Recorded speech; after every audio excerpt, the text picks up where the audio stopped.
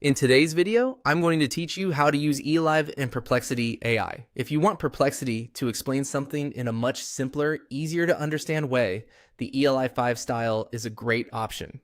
ELI5 stands for Explain Like I'm 5, and it's commonly used when you want a topic broken down into very plain, beginner-friendly language. This is especially helpful when you're learning something that might normally sound technical, abstract, or intimidating. To begin, go to Perplexity AI and create your prompt in the search or input box. In this example, the prompt is asking Perplexity to explain investing in a very simple way.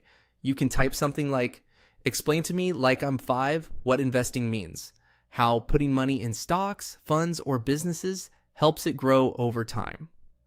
The important part here is that you clearly include ELI5 wording in the prompt.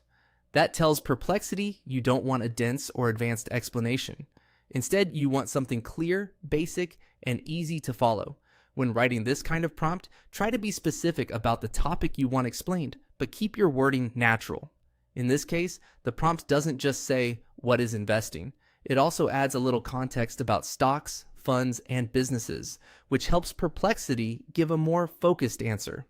That can make the response more useful, especially if you're trying to understand not just the definition, but also how the idea works over time. Once your prompt is ready and you've made sure the ELI5 instruction is included, go ahead and click Submit. Perplexity will then generate a response in a simplified style.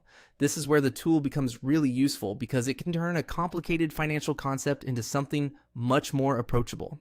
If the explanation still feels too advanced, one helpful tip is to slightly reword your prompt and make it even more direct. But in most cases, simply including "explain to me like I'm 5 is enough to guide the response in the right direction. And that's it. The process is very simple. Enter your prompt with ELI5 wording, then submit it. It's a quick way to make Perplexity AI work more like a patient teacher, especially when you are exploring new topics and want the basics explained clearly first.